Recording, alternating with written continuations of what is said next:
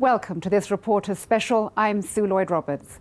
The country of Zimbabwe is in meltdown, according to the United Nations Special Envoy Jan Egeland, and having just returned, I would agree. Inflation is running at 600%. The near 1 million people made homeless in a recent government operation face a rainy season without proper shelter and starvation. Those who oppose President Robert Mugabe are persecuted, and so we have concealed the identities of some of the people who spoke to us. I was allowed into the country as a freelance reporter.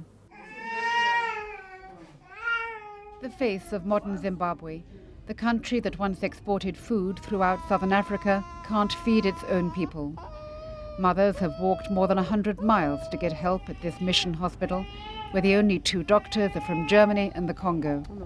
Most of the Zimbabwean doctors have already fled the country in despair.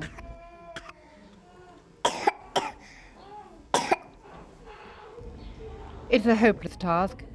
90% of the malnourished children who arrive here are HIV positive, and to fight the disease, you need extra calories. Families who once relied on the churches and aid agencies to give them food now have nothing. Even if the children leave the hospital alive, they're invariably brought back. You expect, I think, some children, even you discharge them, they reach the target weight. After 2 months, 3 months, they come back. It's the same problem. Because the mother, when they go back, they're going to give them the same things. Salsa with vegetable, no meat, no eggs, no peanut butter, no beans, no sugar, no milk. It's very difficult. It's getting worse, it's getting worse. Hunger and despair stalk a country that has been reduced to the pre-modern world. Electricity is sporadic, rubbish is uncollected, life expectancy has been reduced to about 30 years. People struggle to find water and food.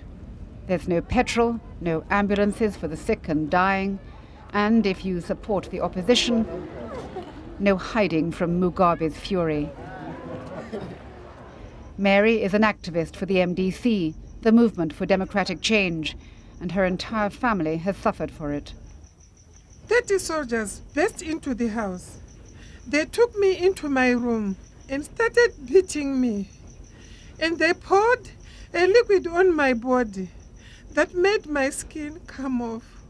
Then I heard them beating my mother. I said, "Why are you beating her? It's me you want." Then they made me watch as they pulled apart her legs and forced a gun, an AK-47, into her private parts. They yelled at her, "How many political activists have you produced?"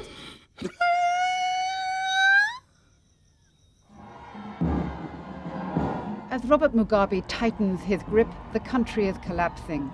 5 years after the president seized the commercial farms, production has fallen by 50%, bringing the standard of living in what was one of the richest countries on the continent to the level of the poorest. Meanwhile, Mugabe continues to blame the whites, Britain, Tony Blair, anything but his own crazy policies. It doesn't matter how strong they may be, how powerful they may be.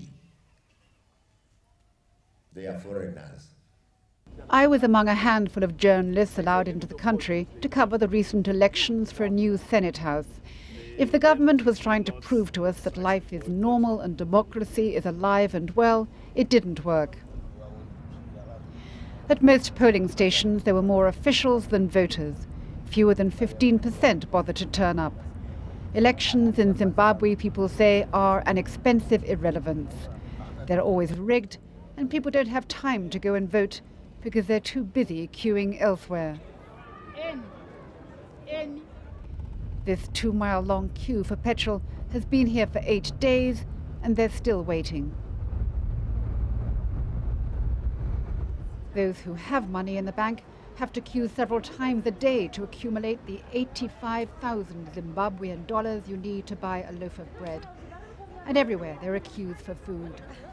Bread, mealie meal, oil, sugar. And yet, for years now, Robert Mugabe has denied there's a problem.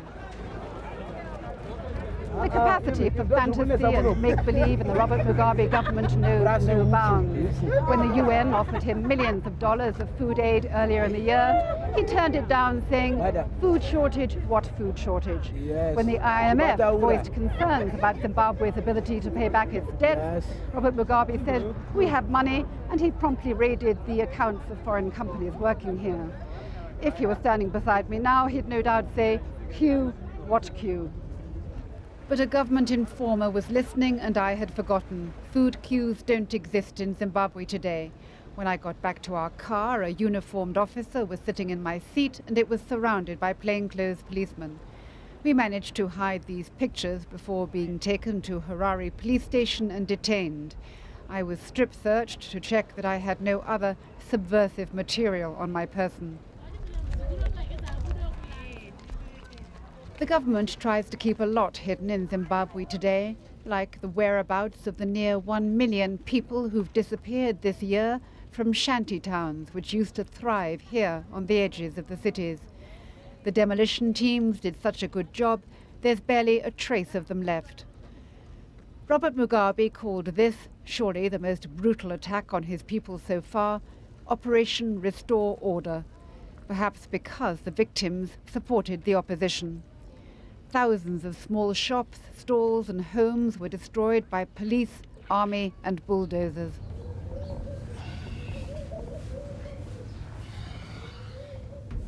Home for Joseph is now a garden shed. We had to meet him before dawn to avoid being seen. He told us that police destroyed his house 2 days after the last general election, in which the opposition candidate had won in his area. They were very vicious because an MDC man had won. They came in the night and put guns at our heads and told us to pull down our own houses. We had to camp in the open, on the streets. My wife gave birth. Our baby girl only lived for 2 weeks. He sent his wife and remaining children to live in the country. We heard how thousands of former slum dwellers are being dumped in isolated rural areas where the people can barely feed themselves, let alone cope with the new urban arrivals. People say that these new settlements are little more than open prison camps where outsiders are forbidden, as we discovered when we tried to visit one, Hopely Farm, 10 miles outside Harare. The guards at the gate told us it was a restricted area, and we had to get government permission, which was, of course, refused. Stop taking that gun. Stop that. Stop doing that. That's why we're here. Displaced people, like food queues, don't exist in Zimbabwe today. Sorry, who are you again, sir? Right, I think We asked locals to get us the pictures of what's going on inside. They showed people living under makeshift covers of plastic and cardboard in this, the rainy season, from where they're forced to attend meetings by soldiers in the camp. There are no schools, no health care, no clean water and no food. Former town dwellers and small traders now scrub around for insects. This is what we eat now.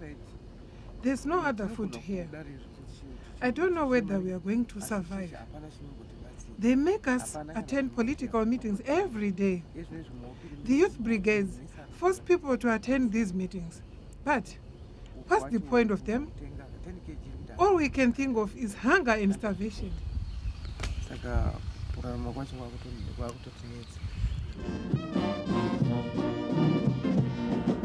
Mugabe introduced the notorious youth brigades 5 years ago to recruit young paramilitary thugs to do his dirty work for him. They've been used to terrorize the people and now, it would appear, to indoctrinate those who oppose his ZANU-PF party. For people who've lost everything, these meetings are a form of torture, as another inmate at Hopley Farm explains. They come for us at any time, often even at night, when we are tired and weak and want to lie down. They say everyone must wake up and go. They say, you supported the MDC, you're rubbish. That's why we brought you here. They make us tell them everything and then they lecture us. I'm finding it very difficult. I'm talking to you because the world must know what is going on in Zimbabwe. We drove west to Bulawayo, an opposition stronghold, and where the shortages are even more acute. People walk miles to find fresh water or, after a rainfall, collect it from ditches. On a weekly basis, our members are dying. We don't know if it's from AIDS, but it looks more or less it's from starvation. Representatives of those who lost their homes in the recent clearances call on the Roman Catholic Archbishop Pius Ncube, a man who has never hesitated to criticize the regime. We'll be having 200,000 people dead here by end of next year. Mugabe, who's the biggest murderer and liar, we should be standing up against this man, telling him to just get out. Mugabe has no heart for his people. He's a gross oppressor. He's doing things worse than what the white government did. They never did such things. But all this in the interest of keeping himself in power. I'm afraid that people are going to end up dying. People will be dead here. A good 200,000 people could perish of starvation. First, because the prices are too high, no one can afford these prices. Secondly, because Mugabe is not distributing food aid.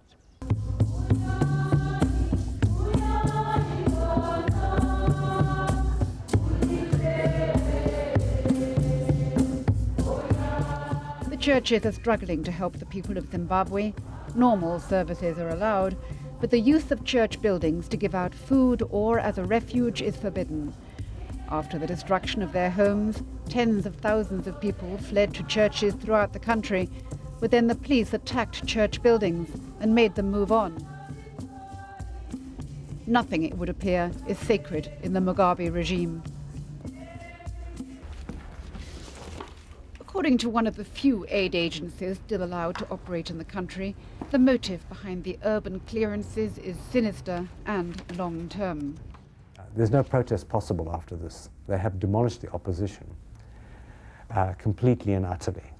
But I think there's also a much more sinister objective that some people have spoken about, and that's very dimly seen, and that it has reduced a staggering number of people to clients of the state, where they will be directly beholden on the state for almost everything: health, food, water, shelter, the whole lot.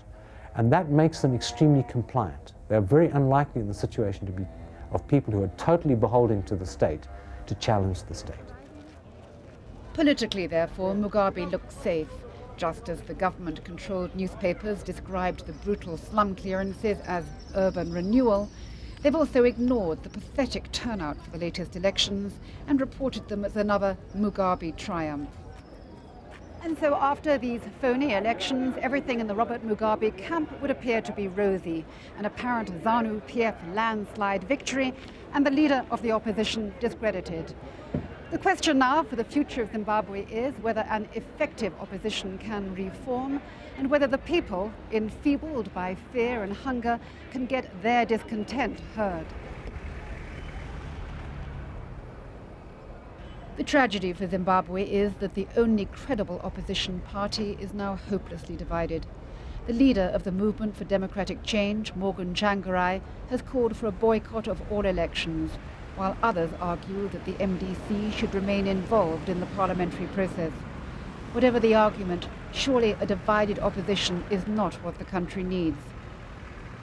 The fact that the leadership is arguing amongst itself does not reflect the mood on the ground, that the MDC is the alternative to ZANU-PF tyranny, that it is the hope of the people, and that they are not going to allow this party to break up or to destroy itself in the face of Mugabe dictatorship.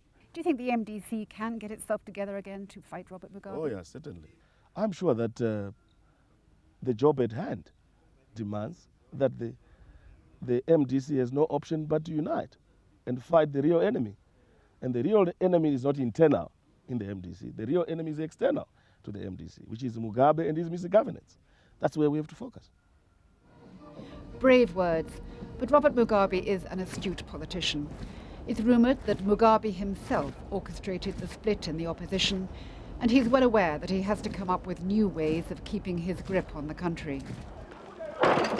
His motive in allowing white-owned farms to be seized by Black Army veterans and his cronies was to win popular support. Production on these farms has halved, and he now blames the new owners for the country's economic collapse. He now has a new plan. It's called Operation Command Agriculture, as a major in the Zimbabwean army risked his job to explain to us. Instructions have already been passed on to battalion commanders to prepare their men to move on to the farms. Mugabe says the people who are on the farms are now opposition supporters and they are sabotaging the country, and so he wants the army to move in. Do you think the army is up to the job? I don't think it will work because soldiers are not trained for farm work. They are trained to fight. They don't have the skills. It's out of desperation that Mugabe is doing this. It's not going to work. The farmers who lost their land agree. Roy Bennett was a farmer and an MP until he confronted and pushed a member of the Mugabe cabinet in Parliament, for which he was suspended and imprisoned. He's hugely popular among the blacks in his constituency, and a court has just ruled that he can stand for Parliament again. Like many of the whites who are Zimbabwean citizens and have nowhere else to go, he's built up a new business, from farmer to panel beater. What does he think of Operation Command Agriculture? It's a non-starter. How are you going to put unskilled people on to do a skilled person's jobs? Farming is a commitment. Farming is something you're born into. It's not something that you can just do. Farming is 24 hours a day, 365 days a year, no let-up, and it's a commitment. If it's done properly, it can be very profitable. If it's not done properly, you might as well pour your money into a hole and light it. But the army will be forced to make this commitment. How? When they don't know what to do, they don't know what buttons to press, they have no idea on timing, they have no idea on the basic logistics and mechanisms of farming. You can't do it out of a textbook. It's something that comes to you through years of experience. When I was last in Zimbabwe 3 years ago, only half of the 4,000 commercial farms had been taken from their owners. Farmers like Peter Piper, surveying his fields lying fallow and unproductive and the lack of activity among the new owners, was still hoping that the government might change its mind. But today, only a couple of hundred farms in Zimbabwe remain with their original owners. The once buoyant export trade in tobacco, coffee and grain has collapsed. Zimbabwe today imports 80% of its food. And where are the farmers now? I found Peter Piper, once proud owner of some 27,000 acres, behind a stall at a handicraft fair in a white suburb of Harare, selling homemade pickles. Where they're no longer able to farm, everyone's got other skills. We process the little bit of produce that we make and market it. This is one way. The other way, I have a street vendor's license and I go and vend in the nearest town. On the street, I sell veggies. And how are you and the rest of the white community coping? Can't really speak for everyone because it has affected different people in different ways. But for us, it's been difficult. It's been very hard, especially for parents who are getting on in years, and it's literally shattered their lives. Their life's work has been torn apart in front of their eyes. Of course, the whites have been better able to survive Mugabe's rule than the blacks of Zimbabwe. They had more money to begin with. The white farmers who were able to get their money out are now farming in Mozambique, Zambia and South Africa. Those who didn't and who have nowhere to go are trying their hand at anything, turning to craft skills like making jewelry, and the couple whose hunting lodge was burned down a month ago, who now rely on Lindsay Johnson's paintings. Well, I hope always had talents with my painting, so I can always paint. It's one thing Zimbabweans can do is make a plan, because every time you get something going good, somebody can come and take it away from you. And you've got to make another plan. It's a matter of survival. And with inflation running at 600% and the economy in free fall, surviving in Zimbabwe is difficult.